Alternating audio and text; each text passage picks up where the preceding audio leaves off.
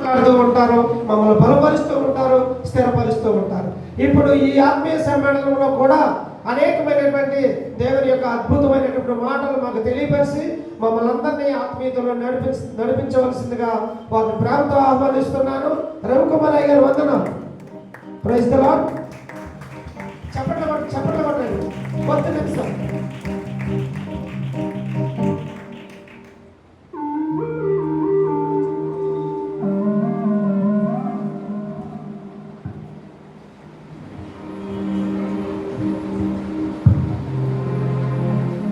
హల్లెలూయా. దేవుని పరిశుద్ధ నామమునకు మహిమ కలుగును గాక. మీ అందరికీ బిస్కెట్ ప్యాకెట్లు వచ్చినాయండి. ఎందుకు ఇచ్చాము తెలుసా? అర్థమైపోయింది. అంటే మన లంచ్ అవర్ ఒక 1 అవర్ని డిలే చేయడం కోసం బిస్కెట్ ప్యాకెట్ ఇవ్వడం జరిగింది. కాబట్టి ఏమాత్రం ఆలస్యం చేయకుండా వాక్యంలోకి వెళ్ళడం. అయితే ఒక విషయాన్ని మీతో పంచుకున్నాను. ఏంటంటే నేను దేవుడు నాకు ఆజ్ఞాపించిన విషయాలన్నీ మీతో పంచుకోవడానికి వచ్చాను. మీరు అవన్నీ వినడానికి సిద్ధమేనా అంటే నేను ప్రారంభిస్తాను. లేదండి నేను అన్నీ వినడానికి సిద్ధంగా లేదు, కొన్నే చెప్పండి అంటే అది వినడం అంటే అంత సంపూర్ణత సాధించదు. కాబట్టి మీరందరూ ఓకే అని నాకు మీ హ్యాండ్ రైజ్ చేసి చెప్తే ప్రారంభిస్తాను. ఏ ఒక్కళ్ళు చెప్పకపోయినా నేను ఆపేస్తాను. దేవుడు నాకు చెప్పినవన్నీ మీతో చెప్పడం నేను రెడీ. వినడానికి మీరు రెడీ అయినా? Praise the lord. మీరు నాకు బాగా దొరికిపోయారు. రండి. పరిశుద్ధ గ్రంథం నుండి ఎఫెసీయులకు రాసిన పత్రిక ఇందాక మనం చదువుకున్నాము. ప్రార్థనతో మనం మళ్ళీ నేను చదవట్లేదు కానీ ప్రార్థనతో ప్రారంభించుకున్నాం. 4వ అధ్యాయం 1 నుంచి 6 వచనాలు మనం చదువుకున్నాం. వద్దు చదువు ప్రార్థన చేసుకున్నాం. మహోన్నతమైన మా దేవ, మీ పరిశుద్ధమైన ఘనమైన శ్రేష్టమైన అత్యున్నతమైన నామానికి వందనాలు. మీ లేఖనాలను ధ్యానించడానికి మీ సన్నిధిలో ప్రభువా మీ వాక్యం వినడానికి మేము కూడుకొని ఉన్నాం. మీ మెల్లనైన స్వరాన్ని నాకు ఎంపిక చేయండి. మీ సెలవు చట్టలను మరుగుపరచండి. మీ ముఖాంతరం నుంచి మీరు మాతో మాట్లాడండి. ఏ వాక్యాన్ని అయితే ప్రభు మీరు మాతో మాట్లాడాలని ఉన్నారో ఆ వాక్యానికి విధేయత చూపే మనస్సు మా అందరికీ దయచేయండి. మీ కృపల హస్తాలకు మనం అప్పగించుకొచ్చు యేసుక్రీస్తు ప్రభు వారి శ్రేష్టమైన నామములో ప్రార్థిస్తున్నాం తమ తండ్రి. ఆమేన్. నా వాయిస్ క్లియర్గా ఉందండి మీకు? నాకు కొంచెం కమ్మింగ్ అనిపిస్తుంది.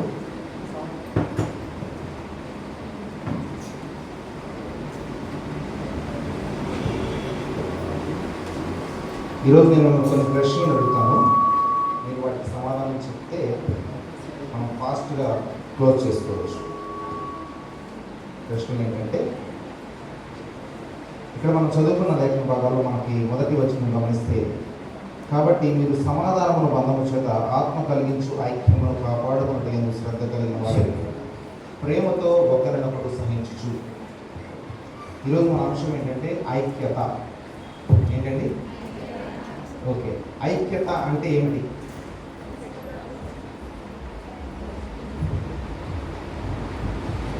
Praise the lord. ఐక్యత అంటే అర్థం ఏమిటి? కలిసి వెళ్ళడమా అమ్మా? కలిసి ఉండడం.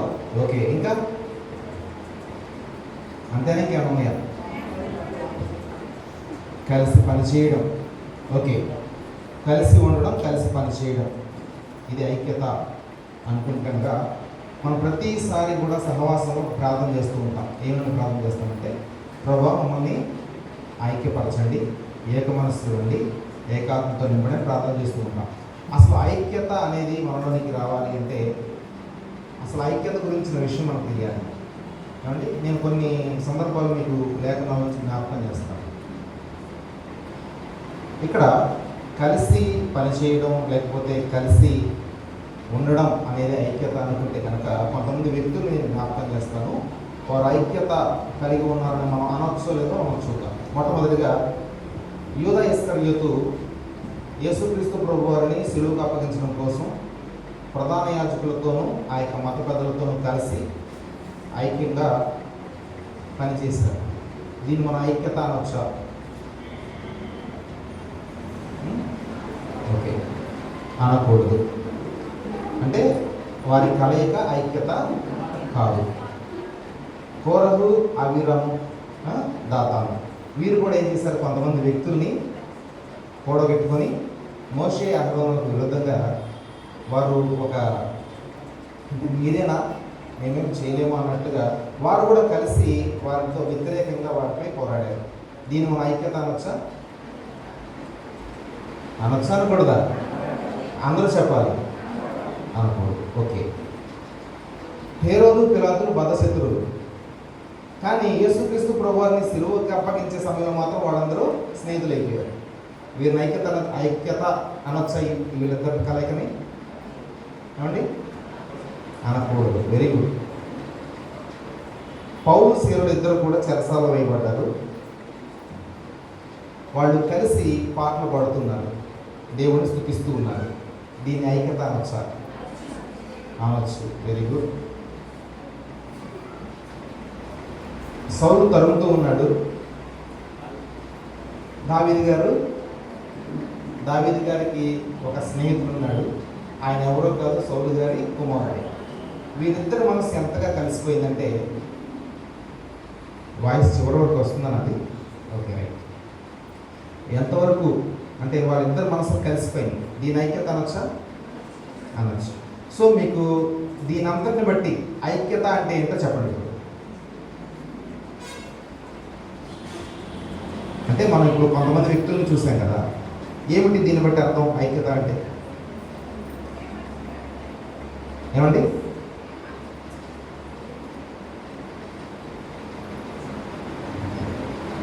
ఇక్కడ మనం చదువుకున్న ఈ యొక్క వాక్య భాగంలో ఉన్న మాట ప్రకారం దేవుని ప్రేమను కలిగి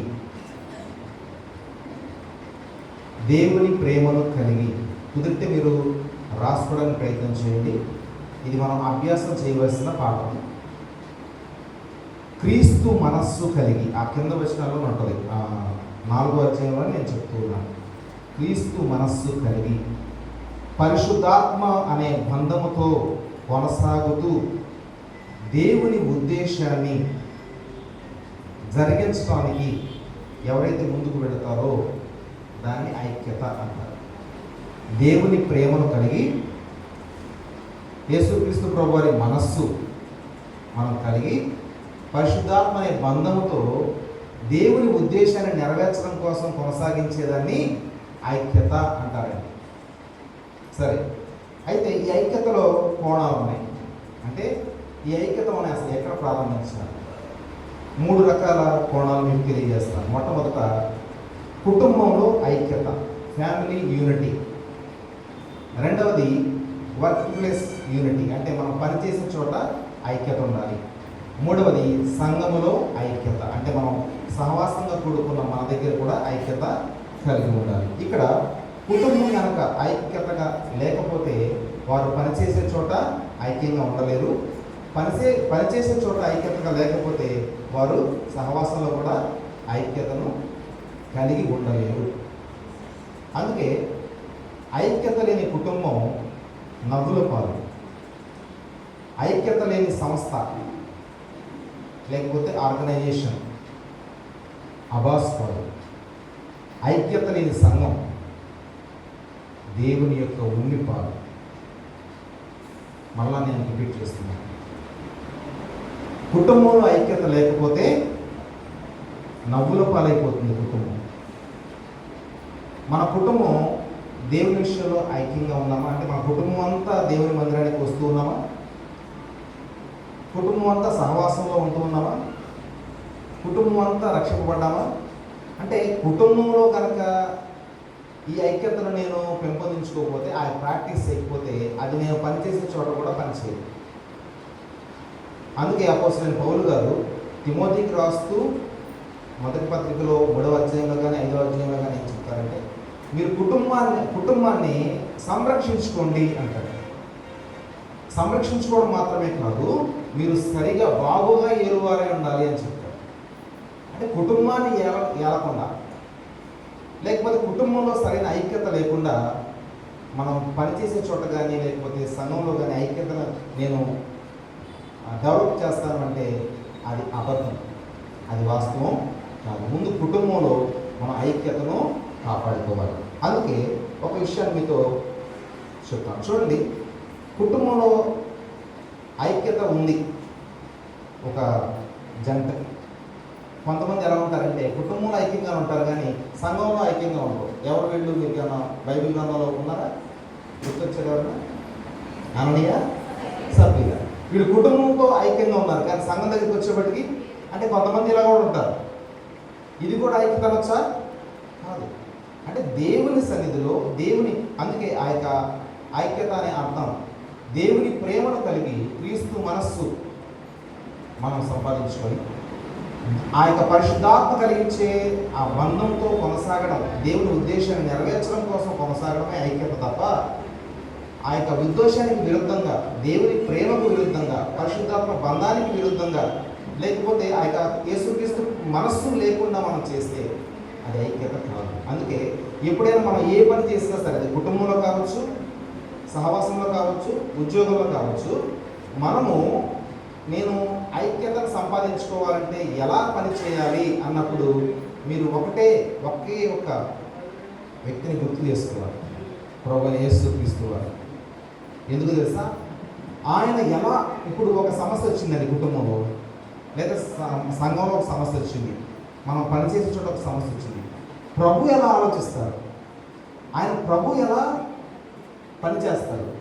ఆయన ప్రభు ఎలా మాట్లాడతారు?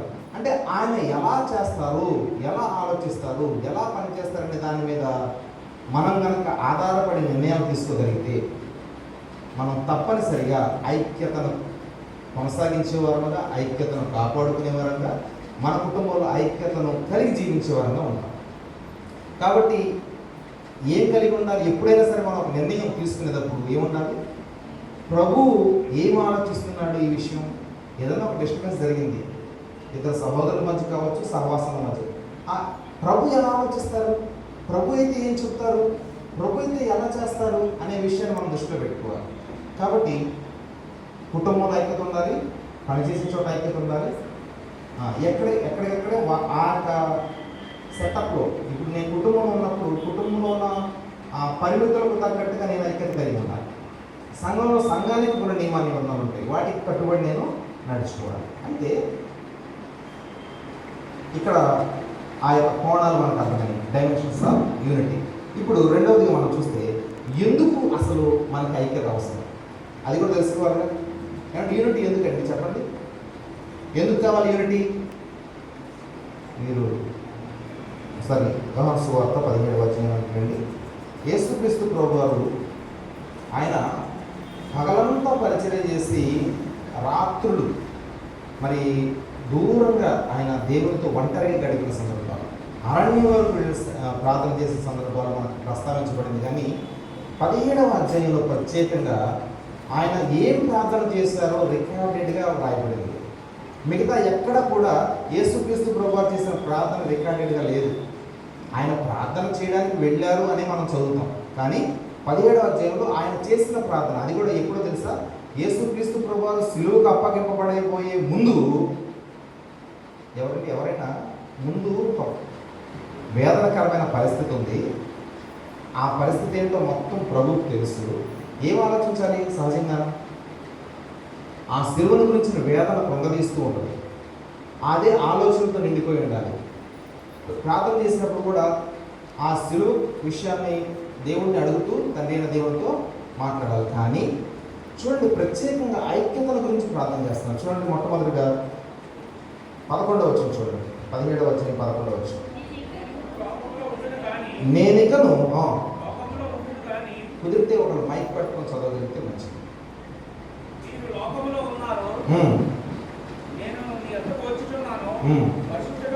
పరిశుద్ధుడమైన తండ్రి, మనము ఏకమై ఉన్నలాగున వారు ఏకమై ఉండునట్లు. చాలండి, ప్రభు యొక్క ప్రార్థనాంశం అండి ఐక్యత. ప్రభు ఆయన ప్రభువు ఐక్యతను గురించి, అది కూడా ఆయన సిలువకు అప్పగింపబడే ముందు ఆ యొక్క భావము, ఆ యొక్క పరిస్థితులన్నింటినీ పక్కన పెట్టి మనమందరము ఐక్యంగా ఉండాలని ప్రార్థన చేస్తున్నారు. ఇప్పుడు నేను కనుక ఆ ఐక్యత గురించిన శ్రద్ధ తీసుకోలేదనుకోండి, ఐక్యతను కాపాడుకునే విషయంలో ఫెయిల్ అయ్యాను అనుకోండి, ఏం జరుగుతుందో తెలుసా? ప్రభు ప్రార్థనకు వ్యతిరేకించిన వాడు అవుతాం, ఆయన ప్రార్థనను వ్యతిరేకించిన వాడు అవుతాం. అవునా కదండి? అంటే ఎందుకు మనం ఐక్యత కలిగి ఉండాలి అంటే ప్రభు చేసిన ప్రార్థనాంశం కాబట్టి.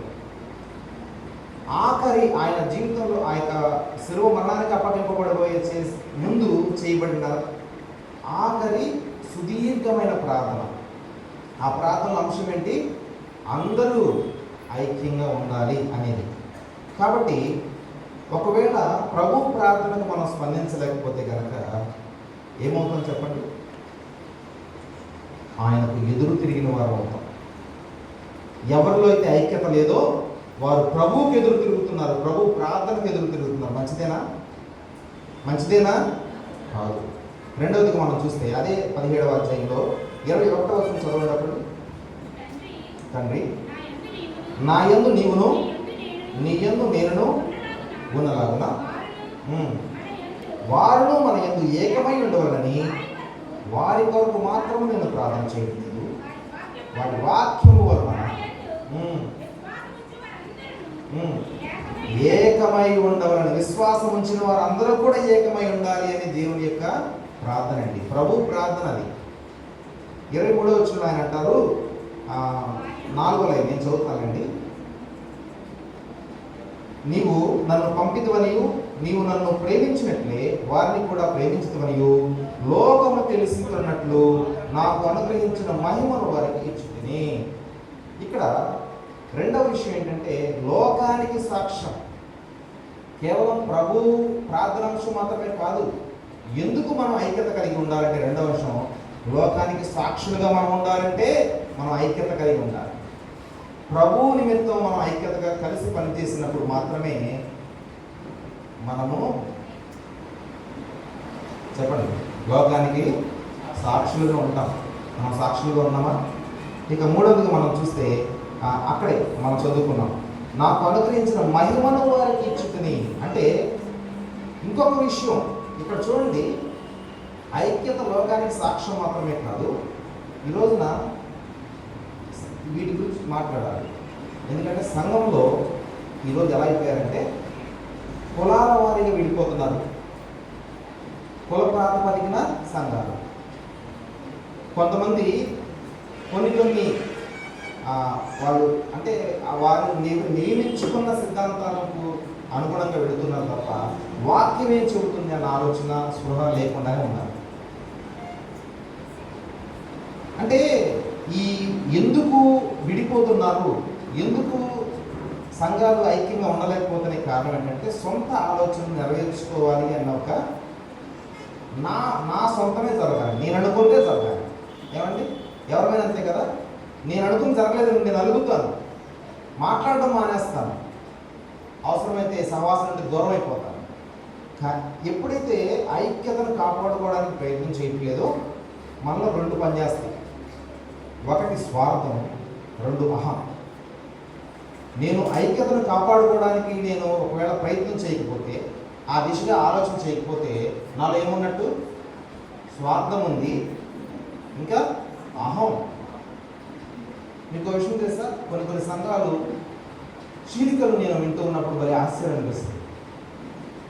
ఒక సహవాసంలో ఒక సంఘ పెద్ద గారు నోవహు ఓడ 120 సంవత్సరాలు కట్టారు అన్నారు. పక్కన ఉన్న ఆయన అన్నారు, లేదు అక్కడ ఎక్కడ రాస్తుంది లేఖనాల్లో అంటే ఇంకొక అతను అన్నాడు 100 సంవత్సరాలే కట్టాడు. ఏమని చెప్పండి? ఇప్పుడు నోవహు ఓడ 120 సంవత్సరాలు కడితే ఏంటి, 100 సంవత్సరాలు కడితే ఏంటి? సంఘం చీలిపోయింది. ఆ చిన్న గొడవకి రెండుగా విడిపోయింది. కారణం ఏంటి?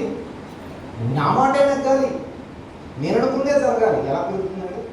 మనకొక కట్టుబాటు, ఒక నియమ నిబంధనలు దేవుడు ఇచ్చాడు.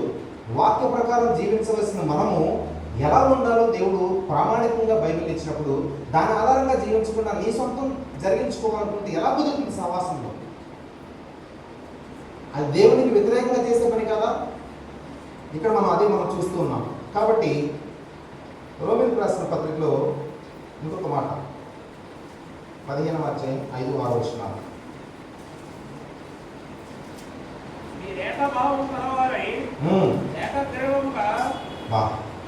ఈ మాట మీరు జాగ్రత్తగా చదివితే నాకు అనిపిస్తుంది, ఏకభావము ఏకగ్రీవము. ఎలా ఉండాలంటే సంఘం అలా ఉంటే ఏం జరుగుతుందంట? చదవండి. మన ప్రభు అయిన యేసుక్రీస్తుని తండ్రి దేవుని మహిమపరచు నిమిత్తం మనం ఏకభావము ఏకగ్రీవంగా ఉంటే తండ్రి మహిమపరచబడతారండి. దేవుని మహిమపరుస్తున్నాం అంటే ఎందుకు మనం ఐక్యత కలిగి ఉండాలి అంటే నేను ఎన్ని విషయాలు చెప్పాను? 3 విషయాలు. మొదటిది ఏంటి? ప్రభు ప్రార్థనాంశం. రెండవది మీరు రాసుకోవట్లేదు, వింటలేదా? రాసుకోకపోయినా కనీసం వినాలి. అసలు రాసుకోవాలి కంపల్సరీ. వాక్యం ఎప్పుడైనా గుర్తుపెట్టుకోండి. మీ సహవాసంలో ఎక్కడికి మీరు వెళ్ళినా మీ పెన్ బుక్ కంపల్సరీ ఉంటారు. నా దగ్గర ఎప్పుడు ఉంటాయి. ప్రతి మెసేజ్ నేను రాసుకుంటాను, ఎందుకంటే ఇది మనకు అవసరం. చెప్పండి. లోకానికి సాక్ష్యం. మూడవది దేవునికి మహిమకరం. అందుకు మనం ఐక్యత కలిగి ఉండాలి. ఇక మనం తర్వాత చూస్తే ఫిలిప్పీయులకు రాసిన పత్రిక ఇంకా దేనికి మనం ఐక్యత కలిగి ఉండాలనేది చూద్దాం. 2వ అధ్యాయం 2వ వచనం.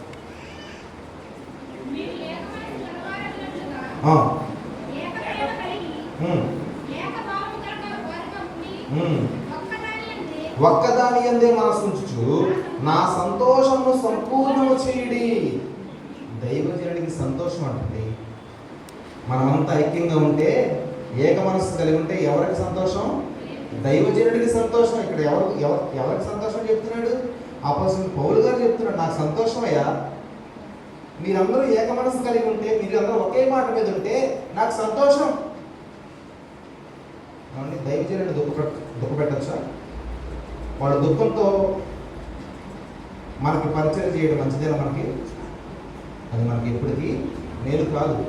దైవజనుడిని ఎవరైతే నడిపిస్తున్నారో, నాయకుడిని లేకపోతే సేవకుడిని దుఃఖపెట్టే పరిస్థితుల్లో మనం ఉండకూడదు. వారితో సహకరించాలి. వారు చేసే పరిచయం గొప్పది. దేవుడి వాక్యాన్ని ప్రకటిస్తూ మనందరినీ ఆత్మీయతలో బలపరుస్తూ మన ముందు నడిపిస్తుంటే వారితో ఏకీభవించకుండా ఇంకెవరితో ఏకీభవిద్దాం చెప్పండి? ఇంకా ముందుకు మనం వెళ్దాం. అయితే ఇప్పుడు ఇక్కడ ఒక వాక్యం రాసిన చదవండి. దానిలో మనమందరము, ఇది మన లోగో కదండి. అంటే ఈ యొక్క సహవాసం ప్రారంభించినప్పుడు ఈ యొక్క లోగో పెట్టారు. ఏముంది అక్కడ? సహోదరుడు ఐక్యత కలిగి నివసించుట ఎంత మేలు, ఎంత మనోహరం. ఇది కొద్ది సాగదీయండి ఒకసారి, మీకు ఆటోమేటిక్గా మీకు లోపల గూస్ బంప్స్ వస్తాయి. ఎంత మేలు, ఎంత మనోహరం. ఏంటండి నాకు గూస్ బంప్స్ వస్తాయి, మీకు వస్తాయా? ఐక్యత మనకు మేలండి, మనోహరం. అది వర్ణించడానికి సరిపోదు ఆ మాట. ముందుకు వెళ్ళిపోతాం సమయాన్ని బట్టి. 4వదిగా ఇప్పుడు మనము ఏం చెప్పుకున్నాము? ఐక్యత అంటే ఏంటి అనేది. 2వది ఐక్యతలో కోణాలు.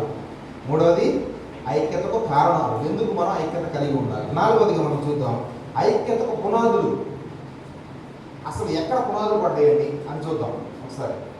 యోహాను సువార్తలోనికి రండి. 10వ అధ్యాయం 30వ వచనం. ఒక్క మాట చదవాలి, మొత్తం చదవవసరం లేదు. 10:30 చదవండి. నేనును తండ్రిను ఏకమై ఉన్నాము. చాలండి చాలండి చాలండి. తండ్రి ఎక్కడ ఉన్నారండి? ప్రభు చెప్తున్న మాట కదా. తండ్రి ఎక్కడ ఉన్నారు? పరలోకంలో. ప్రభు ఎక్కడ ఉన్నారు? భూమి మీద. కానీ ఏమై ఉన్నారంట? ఏకమై ఉన్నారంటండి. అంటే ప్రభువు మనకు పునాది. ఇంత చెప్పాలంటే దేవుడే మనకు పునాది.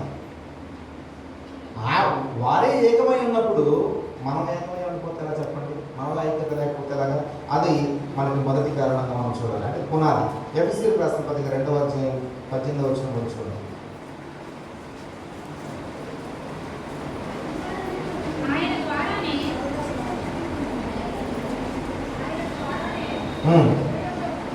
మనం ఉభయులము ఒక్క ఆత్మయందు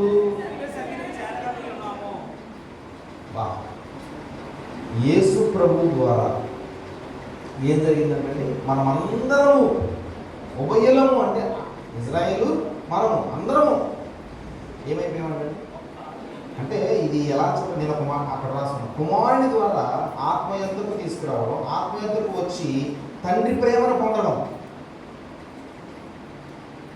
చూడ ముగ్గురు పనిచేస్తున్నారు అక్కడ. మీరు గమనించారా? లేఖనాలు ఎప్పుడు అర్థం చేశారా? దేవుడు ఒక్కడే రూపాలు 3 కనపడతాయి. అది మనకు అర్థం కాదు. అది మన ప్రభువుని చూసినప్పుడు మాత్రమే అర్థమవుతుంది. అందుకే సంఘం ఒక్కటే, మన రూపాలు లేవు. మనందరం ఒకటేనండి, కాకపోతే రూపాలు మారుతాయి అంతే.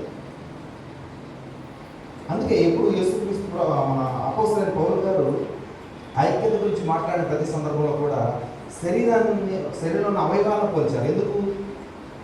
శరీరంలోని అవయవాలన్నీ ఒక పని చేయవు. మరి శరీరం ఒకటే కదా, కానీ పనులు. ఇప్పుడు నాకన్నా అనుభవజ్ఞులు, నాకన్నా వాక్యంలో ఆరితేరిన వారు, ఇంకా చెప్పాలంటే మీ అందరికీ మైక్ ఇస్తే అనర్గణంగా ఈ రోజంతా మాట్లాడగలన్న సామర్థ్యం కలిగిన ఇక్కడ ఉన్నారు, అవునా కదా?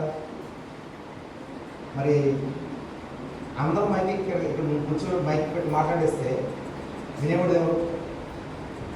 ఏమండి, అందరూ పాటలు పాడేశారు అనుకోండి, వాయిద్యాలు వాయించారు ఎవరు? అందరూ వాయిద్యాలు వాయించారు అనుకోండి. అర్థమవుతుందని మన పని వేరు. కొంతమంది ప్రార్థన చేస్తారు, కొంతమంది పరిచయం చేస్తారు, కొంతమంది పాటలు పాడతారు, కొంతమంది వాక్యం. పనులు వేరు, మన రూపాలు వేరు, కానీ మనం ఒకటే. ఎలాగైతే దేవుడు ఒక్కడే, ఆయన రూపాలు వేరు. అందుకే ఈరోజు ఈ విషయం అర్థం కావట్లేదు సంఘానికి. చాలామంది మన సంఘాలను గమనిస్తే కొంతమంది ఎలా ఉంటారంటే, అంటే సంఘం ఒక్కటే, ఆ యొక్క ముఖాలు వేరు అనేక ఆ మూలం మనకు అర్థం కాకపోతే ఎలా అయిపోతుందంటే, పాత నిబంధన గ్రంథంలో గమనిస్తే తండ్రి అయిన దేవుడు ప్రత్యక్షంగా ప్రజలందరితో వ్యవహరిస్తారు. వెనపడి పనిచేసింది ఎవరండి? కుమారుడైన దేవుడు, పరిశుద్ధాత్మ దేవుడు. కానీ పాత నిబంధన గ్రంథంలో మనకు డైరెక్ట్గా కనపడేది ఎవరు? తండ్రి అయిన దేవుడు. కొత్త నిబంధన గ్రంథంలోకి వచ్చేప్పటికీ కుమారుడైన దేవుడు ప్రత్యక్షంగా అక్కడ కనబడుతూ ఉంటారు, మనకి మనుషులతో వ్యవహరిస్తూ ఉంటారు. వెనపడి పనిచేసేది ఎవరు? తండ్రి అయిన దేవుడు, పరిశుద్ధాత్మ. ఇప్పుడు ఈ యొక్క కడవరి కాలంలో పరిశుద్ధాత్మ దేవుడు పనిచేస్తున్నాడు. వెనకండి నడిపించాడు వెనుకండి తండ్రి అయిన దేవుడు, కుమారుడైన దేవుడు. అంటే చాలాసార్లు మనం ఈ విషయాన్ని మర్చిపోతూ ఉంటాం. కానీ 1 తిమోతి రాసిన పత్రిక ఒకసారి అది చూడండి, లేఖనం చూడండి. తిమోతికి రాసిన 1వ పత్రిక 4వ అధ్యాయం 2వ వచనంలో ఒక మాట ఉంటుంది. దెయ్యముల బోధయందును లక్ష్యం నుంచి విశ్వాస భ్రష్టులగుదురని ఆత్మ తేటగా చెప్పుచున్నాడు. చాలా తేటగా చెప్తున్నాడా, మసలుగా చెప్తున్నాడా? ఎవరు పనిచేస్తున్నారు? పరిశుద్ధాత్మ దేవుడు పనిచేస్తున్నాడు. తండ్రి అయిన దేవుడు, కుమారుడైన దేవుడు అక్కడ సహకరిస్తున్నారు. అందుకే మనకు ఏమిటి పునాది అని మనం చూస్తే దేవుడే మనకు పునాది. రెండవది మనం చూస్తే అపోస్తలుల కార్యాలు 2వ అధ్యాయం 42వ వచనం.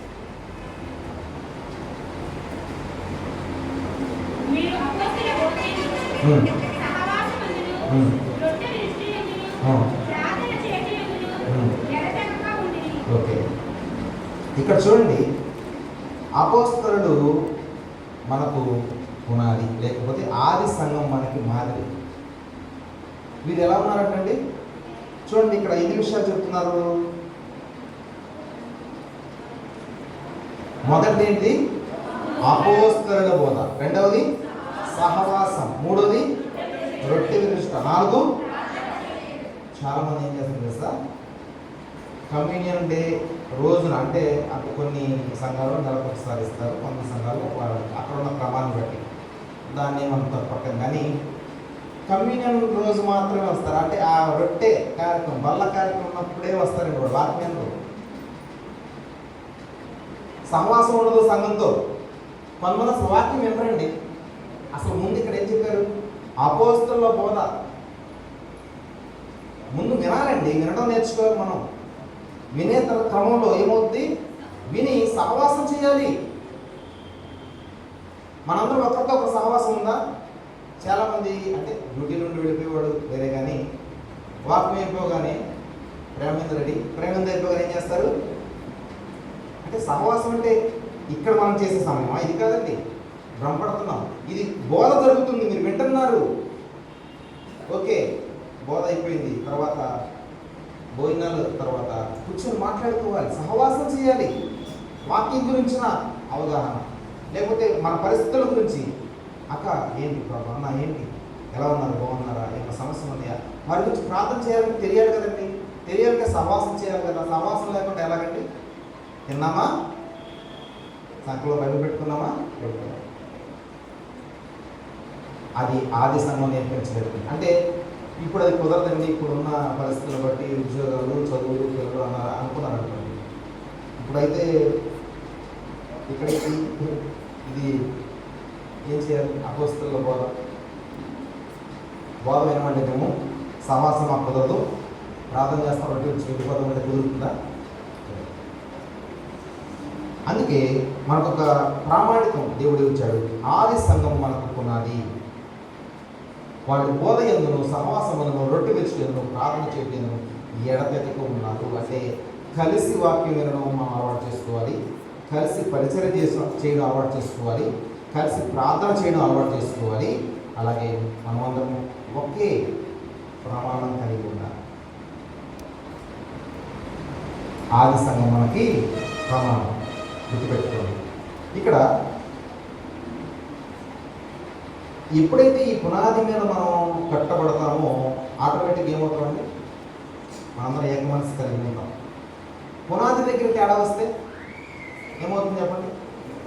అపోస్తలుల బోధ లేకపోతే, ఆ బోధ ఉన్నాయి కదా మనం నేర్చుకోవాల్సింది, అక్కడ మన ఫౌండేషన్ లేకపోతే చూడండి, వాళ్ళు ముందు ముందు వెళ్ళే కొద్ది ఎంత డెవలప్ అయ్యారంటే, అపోస్తలుల కార్యాలను 11వ అధ్యాయం చూడండి, 11వ అధ్యాయం 27వ వచనంలో ఉంటుంది. నేను చదువుతానండి. ఆ దినముల యందు ప్రవక్తలు యెరూషలేము నుండి అంతియోక్యకు వచ్చి, వారిలో అగబు అను ఒకడు నిలవబడి, భూలోకమంతటా గొప్ప కరువు రాబోచున్నదని ఆత్మ ద్వారా సూచించను. అది క్లౌదియా చక్రవర్తి కాలంలో సంభవించింది. అప్పుడు శిష్యులలో ప్రతి వాడును తన తన శక్తి కొలది యూదయలో కాపాడుకున్న సహోదరులకు సహాయం పంపుటకు నిశ్చయించుకును. ఇక్కడ శిష్యుల్లో కొందరు అనుందా, ప్రతి వాడును ఉందండి. వాళ్ళు ఎంతగా ఎదిగారంటే, ఇప్పుడు మనం కొంతమందిని చూస్తే బాధ అనిపిస్తుంది. అరే వీళ్ళు ఎందుకు సహవాసంలో కలవరు, ఎందుకు మనతో ఏకీభవించరు, ఎందుకు వాళ్ళు దూరంగా ఉంటారు, ఏంటి వాళ్ళ ప్రాబ్లం ఏంటి అంటే, వాళ్ళ అనుకున్నది ఏదో జరగట్లేదు, స్వార్థం వాళ్ళలో ఉంది, అహం ఉంది వాళ్ళలో, అందుకే సహవాసంతో కలవలేకపోతున్నారు. ఎలా దేవుని చిత్తం నెరవేరుతుందంటే, ఇక్కడ వాళ్ళు ఎంతగా ఎదిగారంటే, శిష్యులలో ప్రతివాడు ఎవరికైనా అవసరం ఉందంటే అందరం చేయి వేయాలండి. కొంతమంది ఎన్నిసార్లు పెట్టినా ఏమీ స్పందన ఉండదు. వాళ్ళు అలాగే పెట్టుకుంటారు, వాట్సాప్లో పని కూడా లేకుండా. ఏమండి, గ్రూప్లో ఒక విషయం, ఒక సహోదరుడి కుటుంబానికి బాగలేదు, ఆర్థికంగా సహాయం చేయవలసిన బాధ్యత మనకు ఉందని మనం ఒక అనౌన్స్మెంట్ వచ్చినప్పుడు, నా బాధ్యతగా 100 ఇస్తే 100 ఇవ్వండి, మిమ్మల్ని అడిగారు 1000 రూపాయలు ఇవ్వండి అని డిమాండింగే లేదు కదా, నా చెయ్యి దానిలో ఉందా లేదా అని మనం చూసుకోవాలి. కానీ ఈ రోజున కేవలం కొంతమంది అండి సహవాసంలో, మా ఏపీఎస్ మా అమరావతి టీం సంఘం చెప్తున్నాం, మిగతా సంఘం నాకు తెలియదు, కానీ అనౌన్స్మెంట్ చేస్తాం. 18 నుండి 20 మంది కలుస్తూ ఉంటారు ప్రతిరోజు వాట్సాప్ కాల్లో. 4-5 మాత్రం స్పందిస్తారు, మిగతా వాళ్ళు ఏమి నిమ్మకం నేర్చుకుంటారు.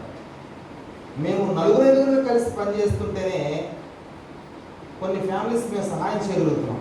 వాళ్ళకి ఏమైనా ఇబ్బంది ఉన్నప్పుడు ఆర్థికంగా వాళ్ళ సహాయం, మరి అందరూ కలిస్తే ఏమంటే ఎంత వారు ఎంత సంతోషిస్తారు. ఒక ధైర్యం, మనం ఉన్నాము అన్న భరోసా ఉంటుంది కదండి. నా సహవాసం నాకు ఉంది, వారు నా కోసం ప్రార్థన చేయడమే కాదు, నాకు కష్టం వచ్చినప్పుడు నాకు సహాయం చేస్తారు. చాలామంది ప్రార్థన చేస్తే చాలండి, దేవుడు ప్రార్థన చేసి వదిలేమని చెప్పాడా? మరి ఇక్కడ వీళ్ళు ఏం చేశారు? వీళ్ళెందుకు అమౌంట్ పోగు చేశారు చెప్పండి? ఆది సమయం చెబుతుంది, మనం ఏం చేస్తున్నాం? నా కష్టాలు మీకే తెలుసునండి, నా వెనకాల ఉన్నాయి, నాకు లేవా? నాకు ఉన్నాయి. దేవుడు ప్రేరేపించినప్పుడు చెయ్యి బిగపట్టకూడదు, విప్పాలి, దుప్పిలి విప్పాలి. సహాయం అవసరంలో ఉన్న వారికి మనం సహాయం చేయాలి. ఇంకా మనం ముందుకు పెడదాం. ఇక్కడ ఏం మనకు అర్థమవుతుందంటే అపోస్తలుల బోధ సేమ్ గ్రౌండ్, ఒకే నేల. అది అపోస్తలుల బోధ. మనం కూడా అపోస్తలుల బోధ మీద కట్టబడాలండి. ఏ బోధ పడితే ఆ బోధ వినకూడదు. వాక్యానికి విరుద్ధంగా ఉన్న విషయాలు మనం లెక్క చేయకూడదండి. అది అర్థం చేసుకోవాలి. వాక్యంలో ఉన్న విషయాలు చెప్తున్నారా, లేని విషయాలు చెప్తున్నారా? లేని విషయాలు చెప్పినప్పుడు మీరు ఏకీపించకూడదు. వారితో ఒకటే నేల, సేమ్ గ్రౌండ్ కలిగి ఉన్నారు, ఒకటే హృదయం. చూడండి, ప్రతి వాడు ఇచ్చారండి. అంటే ఒకే హృదయం కలిగి ఉన్నారా లేదా? ఎవరిలో కూడా వీళ్ళు డబ్బులను పోయి చేసి చెప్తున్నారా లేదా? ఎవరు తెలుసు? రాజేసుకుంటున్నారేమో. ఏంటండి ఇది? అసలు ఇచ్చే మనసు ఉండడమే గొప్ప అనుకుంటే అనుమానం అప్పుడు ఏం చేయాలి? రండి మీరే ఇద్దరు కానీ, రండి మీరే చంద్ర కానీ, మీ హస్తం ఉండాలి. ఒకే స్పందన, సేమ్ రెస్పాన్స్ కలిగి ఉన్నారు లేదా? వీళ్ళు same ground, same heart, same response మనం కలిగి ఉండాలి. దేవుని పరమేశ్వరం మనం అందరం ఒకే మాట మీద ఉండాలి. 2-3 మాటలు మనం చేయకూడదండి. ఎందుకు ఇక్కడ నాయకత్వం వహిస్తున్నారు చెప్పండి? వీళ్ళందరూ ఒక నాయకత్వం ఎందుకు ఉండాలి మనకి? వారి మాట ప్రకారం చేయాలంటే. ఎందుకు ఏంటి అని ప్రశ్నించుకుంటూ వెళితే మనలో ఏదో ప్రాబ్లం ఉందంటే. వారు నియమించాడు, దేవుడు నిలబెట్టుకున్నాడు. ఈరోజు సహవాసం మనందరం కూర్చున్నాం. తప్పనిసరిగా మరి సేవకులకు లోబడవలసిన మనం ఇక్కడ ఐక్యత గురించి పౌలు రాసినప్పుడు ఇక శరీరం గురించి నేను చెప్పాను కదండి. ఒక ఆర్గనైజేషన్ పనిచేయాలంటే దానిలో ఉన్న ప్రతి ఒక్కరూ కూడా వారి వారి స్థాయిని బట్టి పనిచేసుకుంటూ వెళితేనే ఆర్గనైజేషన్ బాగుంటుంది. ఇప్పుడు మనకి చాలాసార్లు టార్గెట్స్ ఇస్తూ ఉంటారు. డ్రైవర్కి, క్యాండిడేట్కి టార్గెట్స్ ఇస్తారు. అధికారులు ఏదైనా మన సమస్య చెప్తే వాళ్ళు పట్టించుకోరు. ఎందుకని సంస్థ ముందుకు వెళ్ళలేకపోతుందండి అంటే కారణం ఏంటి? వారు మనతో కలిసి పనిచేయట్లా. సమస్య ఏంటో రోడ్డు మీద తిరిగే మనకు తెలుసు. ఆ సమస్య చెప్పినప్పుడు అధికారి స్పందించి దానికి అనుగుణంగా అతను మనకు ఏకీభవిస్తే సంస్థ ఆటోమేటిక్గా సక్సెస్ అవుతుందండి. అలా కాకుండా అధికారాన్ని నేను పెత్తనం చేస్తాను, టార్గెట్ పూర్తి చేయాల్సిందే, ఎలా కుదురుతుందండి? కుదరదు. అవాస్ పాలైపోతుంది సంస్థ. చూడండి, ముందుకు పెడదాం. ఒక రన్నింగ్ రేస్ పెట్టారంట. రన్నింగ్ రేస్ పెట్టినప్పుడు అందరూ ముందుకు పరిగెడుతున్నారు, ఒక అతను మాత్రం వెనక్కి పరిగెడుతున్నాడు. అదేంటండి? ఏంటంటే నువ్వు వెనక్కి పరిగెడుతున్నావు అంటే అతను అన్నాడట, ఎటు పరిగెడితే ఏంటండి? పరిగెడతంగా కావాలి ఏమంటే? ఎటు పరిగెడితే ఏంటి? పరిగెడితే చాలంట. పరిగెడితే సరిపోతుందా? నియమ నిబంధనలు ఉన్నాయా లేవా? నియమ నిబంధనలు అనుసరించి పరిగెత్తాలి. నువ్వు ముందుకు పరిగెడితే నీకు విజయం వస్తుంది, వెనక్కి పరిగెడితే వస్తుంది. ఏమంటారు? నాకు సామెతలు బాగా తెలుసు కదండి. ముందుకు పరిగెడితే అభిమతం, వెనక్కి పరిగెడితే రెటమతం. తెలుసా రెటమతం? మీకు ఇక్కడ లాంగ్వేజ్ లేదు, మన విజయవాడ. రెటమతం ఉంటారు కొంతమంది, ఆపోజిట్ డైరెక్షన్లో పనిచేస్తూ ఉంటారు. కుదరదు. కుటుంబంలో ఉన్నప్పుడు కుటుంబంలో ఉన్న పరిమితిని బట్టి మనం ఐక్యత కలిగి ఉండాలి. మనం పనిచేసే సంస్థ పరిమితిలో అక్కడ మన ఐక్యత కలిగి ఉండాలి. సహవాసంలో ఇక్కడ నియమ నిబంధనల మనము ఐక్యత కలిగి ఉండాలి. ఇది ఓకే. ఇక్కడికి అయిపోయింది. ఇంకొక విషయాన్ని నేను ఇంకా చెప్తాను ఒకసారి. ఇంకొక కారణం అంటే పునాది ఏంటి అనేది మనకి కనపడకుండా పనిచేసేది ఎవరు చెప్పండి? ఇప్పుడు కనపడకుండా మన సపోర్ట్ చేసి పరిశుద్ధాత్మ దేవుడు. అవునా? పరిశుద్ధాత్మ దేవుడు కూడా మనకు పునాది. ఆయన ఎప్పుడు కూడా మీరు గమనించండి, మనల్ని వాక్యానుసారంగా నడిపించడం కోసం ప్రయత్నం చేస్తారు. మనం వాక్యవిరుద్ధంగా అడిగినా ఆయన మనకి ఇవ్వడు, వాక్యవిరుద్ధంగా ప్రవర్తించినా మనల్ని దానికి యాక్సెప్ట్ చేయడు. ఎంతసేపటికి నేను దారిలో పెట్టాలని చూస్తూ ఉంటాడు. ఎప్పుడైతే నువ్వు ఆయన పరిశుద్ధాత్మ దేవునికి లోపడడం నేర్చుకుంటావు, ఆటోమేటిక్ ఏమవుతుంది, ఐక్యతను సంపాదించుకుంటాను. కాబట్టి ఇంకా అయిపోయిందంటే నేను లాస్ట్గా ఒక ఐక్యత పరిమితులు, రోమిలకు రాసిన పత్రిక 16వ అధ్యాయం. కానీ పరిమితులు కూడా ఉంటాయా? ఉన్నాయి. 16వ అధ్యాయం 17వ వచనం చూడండి. సహోదరులారా, జాగ్రత్తగా గమనించండి ఈ మాట. సహోదరులారా, మీరు నేర్చుకున్న బోధకు వ్యతిరేకముగా భేదములను, ఆటంకములు కలుగజేయవారు కనిపెట్టి ఉండండి బతిమాలుతున్నారండి. అపోస్తలుడైన పౌలు గారు రోమిలకు రాస్తూ మాట్లాడుతున్న మాట ఏంటంటే, కొంతమంది మేము బోధించిన బోధ, నేర్పించిన బోధ ఒకటి ఉంది, ఆది సంఘం మనకు నేర్పించిన బోధ ఒకటి ఉంది, ఆ బోధ మీద కాకుండా వేరే బోధ ఒకటి చేస్తున్నారండి. అందుకే అంటే వీరితో ఏకీభవించడం వాక్యానుసారం కుదరదు. అంటే డాక్టరీ యూనిటీ, ఈ డాక్టరీకి సిద్ధాంతపరంగా విభేదించే వారితో మనం ఏకీభవించలేము. అది అసాధ్యమైన వాక్యం చెప్తుంది. వాడిని ఏం చెప్తున్నాడు? వాడిని కనిపెట్టి పక్కన పెట్టేయండి అంతే. సిద్ధాంతపర భేదాలు ఉండకూడదు. మనం ఒక రిఫరెన్స్ చదివి నేను చెప్తాను. 2వ దశలోనికీ రాసిన పత్రిక 2వ దశలోనికీ 3వ అధ్యాయం 6వ వచనం.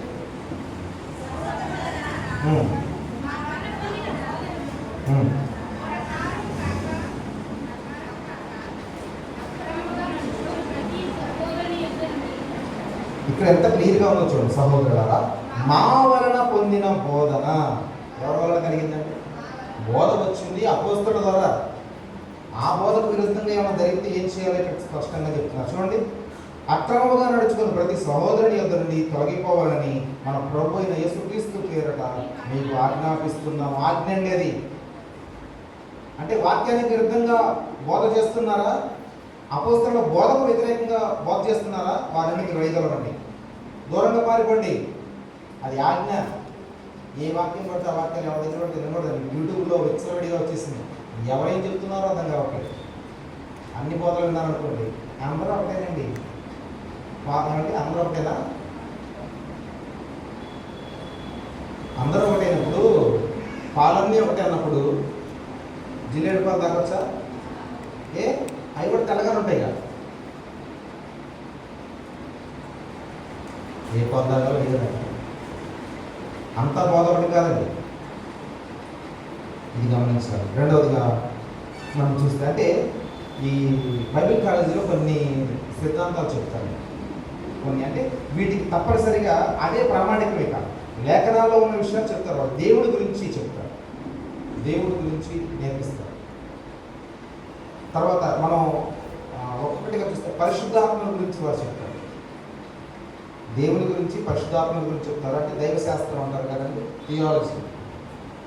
వీళ్ళు కొన్ని విషయాలు అవగాహన కల్పిస్తారు. వాళ్ళు మనం ఏమిటి అసలు లేఖనాలు మనకి ఏం చెప్తున్నాయి అనే విషయాలు, రక్షణ గురించి చెప్తారు, సంఘం అంటే ఏంటో చెప్తారు మనకి. అంతేకాదు రాబోయే సంగతుల గురించి చెప్తారు. ఇవన్నీ బైబిల్ కార్యాలు చెప్తూ ఉంటారు. అయితే దేవుని విషయంలో మనమందరం కూడా ఒకే ప్రమాణం కలిగి ఉండాలి. వేరు వేరు ప్రమాణాలు మనకు ఉండవు. ఒకే ప్రమాణం మనకు కలిగి ఉండాలి. ఏ విషయంలో? దేవుని విషయంలో. కొంతమంది ఏమంటారంటే యెహోవాయే దేవుడు, యేసుక్రీస్తు దేవుడు కాదు, పరిశుద్ధాత్మ దేవుడు కాదు అంటారు. ఏకీవించవచ్చా? బైబిల్ చెప్పట్లేదు. కొంతమంది ఏం చేస్తారంటే క్రీస్తు మాత్రమే దేవుడు, తండ్రి అయిన దేవుడు, ఆయన ఇప్పుడు పాతకాలం మనిషి, పరిశుద్ధాత్మ దేవుడు ఆయన ఏం లేదు అంటారు కొంతమంది. కొంతమంది అయితే పరిశుద్ధాత్మే దేవుడు, వాళ్ళిద్దరు పక్కన పెట్టారు. కరెక్టేనది? నేను వాటి పేర్లు ఎందుకు ప్రస్తావించట్లేదు మీకు తెలుసు. కొంతమంది యెహోవా సాక్షులు అని వస్తారు. వీరిద్దరు నమ్మరు. బైబిల్ యాక్సెప్ట్ చేస్తుందా? నో. వాక్య ప్రమాణం మనందరికీ ఒకటే ఉండాలి, వేరు వేరు ఉండవు. ముగింపులోనికి వచ్చాను. ఇక్కడ ఐక్యత అంటే దేవుని వాక్యం ఏం చెబుతుందో మనం అర్థం చేసుకొని ఆ దేవుని ఆత్మ మనల్ని నడిపిస్తున్నప్పుడు, దేవుని సేవకులు మనకు బోధిస్తూ ఉన్నప్పుడు అది గ్రహించి ఒకే ప్రమాణంలో మనం నడుచుకోవడం, అది మనకు ఐక్యత అనే విషయాన్ని జ్ఞాపకం చేసుకోవాలి. అందుకే అంటే ఒక మాటలు చెప్పాలంటే అందరం ఒకే మాట చెప్పాలి. దేవుడి గురించి అని అడిగినప్పుడు నీ ఒక మాట నేను మాట చెప్పకూడదు. ఎందుకంటే దేవుని గురించిన ప్రమాణం ఒకటే ఉంటుంది, 4-5 ఉండవు. కాబట్టి సిద్ధాంతపరమైన విషయాల్లో విభేదించే వారితో ఐక్యత కుదరదు అని లేఖనం చెప్తున్నాయి. బైబిల్ అందరికీ ఒకటే. ఏమంటే ఏమన్నా చిన్నపిల్లలకు ఒక బైబిల్, యవనస్తులకు ఒక బైబిల్, పెద్దలకు బైబిల్ ఉందా? నో, ఒకటే బైబిల్. మనం అంటే ప్రమాణాలు ఎందుకు వేరుగా ఉంటాయి? ఒకటే ప్రమాణం. రెండవదిగా మొదటి పత్రిక చూడండి, 5వ అధ్యాయం 1-2 వచనాలు. ఇక్కడ చూడండి, అంటే ఇంకా ఏ విషయాల్లో మనకి ఐక్యత కుదరదు అనే విషయం చెప్తున్నాం. మొదటిది సిద్ధాంతపరమైన విషయాలు విభేదించే వారితో ఐక్యత కుదరదు. రెండవది చదువు, మీలో జారత్వం ఉన్నదని వదంతి కలదు. మీలో ఒకడు తన తండ్రి భార్యను ఉంచుకున్నాడట, అట్టి జారత్వం అన్ని దినులమైనను జరగదు. ఇటువంటి మీరు ఉప్పొందుతున్నారే కానీ మీరెంత మాత్రమో దుఃఖపడి ఇలాంటి కార్యం చేసిన వారిని మీలో నుండి వెలివేసిన వారు కారు. ఆయన మాట్లాడే విధానం చూస్తే నాకు ఆశ్చర్యం. ఫస్ట్ వదంతి ఉంది అన్నట్టే నాకు ఇలా వినపడింది అంటూ రెండో వచ్చిన దగ్గరికి వచ్చేప్పటికి ఏమన్నాడు, కింద 2వ లైన్లోకి వచ్చేప్పటికి ఒక తండ్రి భార్య ఉంచుకున్నాడంట. అది ఏంటో చెప్తున్నాడు. మూడోది ఆ రుణం. ఎందుకు సంఘం వచ్చారు మీరు? వెలివేయండి, వాడిని బయటికి పంపించేయండి అంటే మోరల్ అంటే నైతిక పరమైన విషయాల్లో సంఘం ఎప్పుడు కూడా అంటే నైతికపరమైన విషయాల్లో తేడాగా ఉన్నవారితో లేకపోతే విభేదించే వారితో ఐక్యత కుదరదు. నేను దేవుని మందిరంలో నేను చాలా పరిశుద్ధంగా ఉంటానంటే, నీతిగా ఉంటాను, నా బయటకు నేను ఎలా ఉంటే మీకు ఎందుకంటే కుదరదు. ఇక్కడ ఎలా ఉన్నామో బయట కూడా అలాగే ఉండాలండి. అలా కాకుండా ఉంటే అది భక్తి అవ్వదు. కేవలం మందిరానికి మాత్రమే పరిమితి అయ్యేది అది భక్తి కాదు. మనం ఎక్కడున్నా సరే ఆ యొక్క నైతిక విలువలు కలిగి మనం ఉండాలి. ఇక్కడ ఎంత క్లియర్గా చెప్తున్నారు. ఏం చేయమని చెప్తున్నాడు? మీరు వెలివేయకుండా ఇంకా ఉంచుకున్నారంటే వెలివేసేయండి అంటున్నాడు. అంటే మోరల్గా నైతిక విషయాల్లో విభేదించే వారితో ఐక్యత కుదరదు అనే విషయాన్ని ఇక్కడ చెప్తున్నాడు. అంటే నైతికపరమైన విషయం ఎందుకు ఈ మాట చెప్తున్నానంటే చాలామంది కాంప్రమైజ్ అయిపోతారు. చెప్తే రారేమోనండి, చెప్తే సహవాసాన్ని దూరం అయిపోతారేమోనండి, కాంప్రమైజ్ అవుతారండి. దేవుని వాక్యం స్పష్టంగా చెప్తుంది, వెలివేయమని చెప్తుంది. కాంప్రమైజ్ ఏమి ఉండదు. ఇక తప్పు చేస్తున్నారా గద్దించండి, వినలేదా చూసేయండి అంతే. No more discussions. మత్తయి సువార్త 18వ అధ్యాయంలో ఇంకొక విషయం గురించి, మత్తయి సువార్త 18వ అధ్యాయం 15వ వచనం.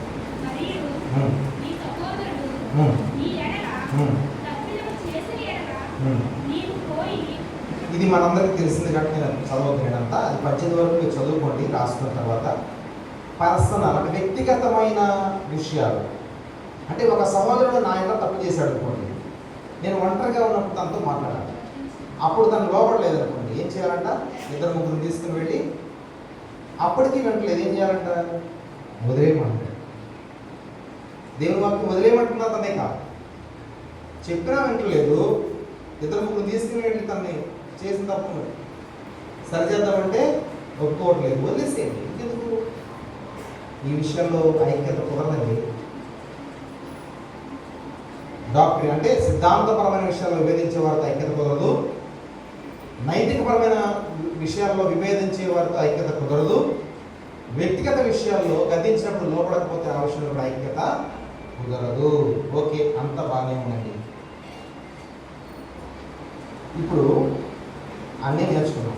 మరి ఇప్పుడు దీన్ని మనం ప్రాక్టీస్ చేయాలి. ఎంత చేసి నేను ఐక్యతను సంపాదించుకోవడం కోసం ప్రాక్టీస్ చేయలేదు, అభ్యాసం చేయలేదు అనుకోండి, ఉపయోగం ఉంటుంది మనకి. మనం ప్రాక్టీస్ చేద్దాం. మరి 2 నిమిషాలండి ఎక్కువ సీరియస్ చూడమాట పంపించేస్తా, అయిపోయింది నా వర్తమానం అయిపోయింది. చూడండి ఎఫెసీయులకు రాసిన పత్రిక ఇందాక మనం చదువుకున్న పుస్తకం 4వ అధ్యాయంలో 2వ వచనం ఏముందండి? ఆత్మ కలిగించు ఐక్యమును కాపాడుకుంటూ ఎందు శ్రద్ధ కలిగి. నెంబర్ 1, ఐక్యత కావాలంటే శ్రద్ధ ఉండాలి. అభ్యాసం, ఐక్యత అభ్యాసం ద్వారానే దొరుకుతుందట. నేను ప్రాక్టీస్ చేయాలి దాన్ని, లేకపోతే రాదు.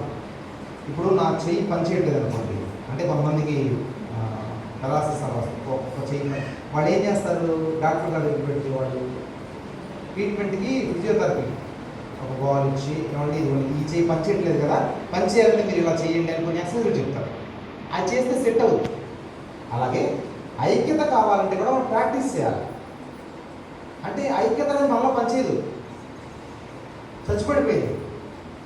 చచ్చిపడిపోయిందని లేపాలంటే ఏం చేయాలి?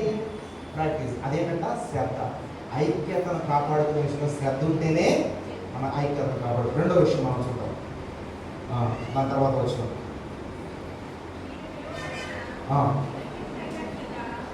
అది దాటేసారు. ప్రేమతో ఒకరినొకడు సహించుచు. 2వది సహనం ఉండాలండి. సహోదరుని పట్ల తప్పు చేశాడు, లేదా ఇంకా ఏదో జరిగింది, సహోదరుని పట్ల ఆ యొక్క సహనం, ఓర్పు, కొంచెం ఓర్చుకోగలగడం మనం నేర్చుకోవాలి. ఈ సహనం ఏం చేస్తుందంటే ఐక్యతను కాపాడడానికి మనకు సహాయం చేస్తుంది. శ్రద్ధ ఉండాలి, సహనం ఉండాలి. 3వది అదే కింద వచ్చంలో, మీరు పిలువబడిన పిలుపులకు తగినట్లుగా దీర్ఘశాంతముతో కూడిన సంపూర్ణ వినయము. ఇక్కడ సంపూర్ణ వినయం అంటే మన వినయంలో సంపూర్ణత అంటే సగం వినయం కాదు. కొంతమందికి వీక్ పాయింట్స్ ఉంటాయి. వీక్ పాయింట్స్ అంటే తెలుసా మీకు? ఒక భార్య అంట భర్త వచ్చి ఇష్టం వచ్చినట్టు కొడతంటే ఏం మాట్లాడలేదంట, ఓర్చుకుంది ఎంత ఓర్చుకుందంటే ఎలా కొట్టినా. అయితే ఒక్కసారిగా జుట్టు పట్టుకున్నాడంట.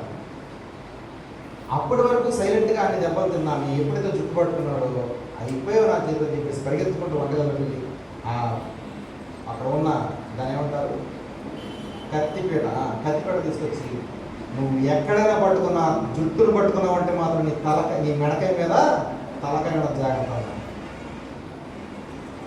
అర్థమైందా మీకు? కొంతమంది కొన్ని వీక్ పాయింట్స్ ఉంటాయి. ఆ వీక్ పాయింట్ టచ్ చేయనంత వరకు వినయంగా ఉంటారు. ఆ వీక్ పాయింట్ టచ్ చేసామనుకోండి వాళ్ళ ప్రళయ రూపం చూస్తాం మనం. ఇక్కడ అందుకే వినయం అని చెప్పలేదు, సంపూర్ణ వినయం, పూర్తిగా లోబడాలండి. ఇంకొక 4వ విషయం చెప్పి నేను ముగిస్తాను. చూడండి, సాత్వికం. Very good. ఇక్కడ సాత్వికం అంటే దీనికి బెస్ట్ ఎగ్జాంపుల్ ఇంకా మనం ఒక్క మాటలో చెప్పేది ఎవరండి? మన ప్రభువు. ఆయన సాత్వికుడు. ఆయన యొక్క మన ఐక్యతను నేర్చుకోగలుగుతాం. ఇలా ఈ ఎక్సర్సైజ్ మనకు ఉండాలి. శ్రద్ధ ఉండాలి, సహనం ఉండాలి, సంపూర్ణ వినయం ఉండాలి, సాత్వికం మనం ఉండాలి. ఇలాంటి ఐక్యత మనం సాధించగలగడం దేవుని చిత్తం. ఇప్పుడు నేను చివరికి ఒక ప్రశ్న వేసి మళ్ళీ ముగిస్తాను. అడగమంటారా? మన ప్రభుతో మనం ఐక్యత కలిగి ఉన్నామా? మన ప్రభుతో మన కోసం ప్రాణం పెట్టి రక్తాన్ని చిందించి ఆయన సర్వస్వాన్ని మన కోసం త్యాగం చేసిన ఆ ప్రభుతో నేను ఐక్యమై ఉన్నానా లేదా? చెప్పండి, ఎంతమంది ఉన్నాము? అది మనం ప్రశ్నించుకోవాలి. ఎందుకు ఈ మాట చెప్తుంది? మన ప్రభుతో మనం ఐక్యపరచబడకపోతే, అంటే దేవుడితో వ్యక్తిగత సంబంధం కనుక నాకు లేకపోతే నా కుటుంబంలో ఐక్యత ఉండదు. కుటుంబంలో ఐక్యత లేకపోతే పనిచేసే చోట ఐక్యత ఉండదు. పనిచేసే అక్కడ ఐక్యత లేకపోతే సంఘంలో కూడా చాలామంది మాటలు చెప్తూ ఉంటారు. ఏమంటే నేను సహవాసంలో సంఘంలో ఐక్యత కోసం పోరాడుతున్నానండి అంటారు. అసలు దేవుడితో సంబంధం లేకుండా నువ్వు సహవాసన సంఘం కోసం ఏం పోరాడతావు? ఇలా ప్రభుతో సహవాసం ఉందా? ఆయనతో వ్యక్తిగత సంబంధం ఉందా? ఆయనలో ఐక్యపరచబడ్డావా? ఈ ప్రశ్న మీరు వేసుకొని ఇక్కడి నుంచి దానికి సమాధానం చెప్పి ప్రభువుకి తిరిగి పెడితే మనం ఇక్కడికి వచ్చిన ఆ యొక్క పని ఏదైతే మనం లోగో పెట్టుకుంటున్నామో, నాకు దేవుడి విషయాలని చెప్పమన్నారు, అందుకే నేను ఇంత టైం తీసుకున్నా, ఏం పర్లేదు. మనం రోజు టైం తింటాం కదండి, ఒక అరగంట ఏంటిది ఏమవుతుంది, 2:00 అనుకో 2:30 అవుతుంది అంతే, ఏం ప్రాబ్లం లేదు. కానీ దేవుడి వాక్యాన్ని ఉన్నది ఉన్నట్టు కనుక నేను చెప్పకుండా వెళ్ళిపోతే అసంపూర్ణ అయిపోతాను. సంపూర్ణంగా మనం దేవుని చేయాలి. ఇక్కడ దేవుడితో ఐక్యత లేని ఆ యొక్క ఐక్యత ఉంటుందంటే హేరోదు పిలాతు లాంటి ఐక్యత అయిపోతుంది, అననీయ సఫీరులాగా అయిపోతుంది. కాబట్టి మనం పరీక్ష చేసుకున్నాం, తల నుంచి కలుగుతున్నాం. ఈ 2027 ఏపీపీపీపీఎఫ్ అమరావతి తుని ఆత్మీయ సమ్మేళనంలో మనం ప్రభువుతో ఐక్యమై ప్రభు పనిలో ఒకరికొకరు ఐక్యత కలిగి జీవించినట్లుగా మనం ప్రార్థన చేసుకుని తిరిగి వెళ్ళడం. అటు కృప ప్రభు మనకు దయచేయండి.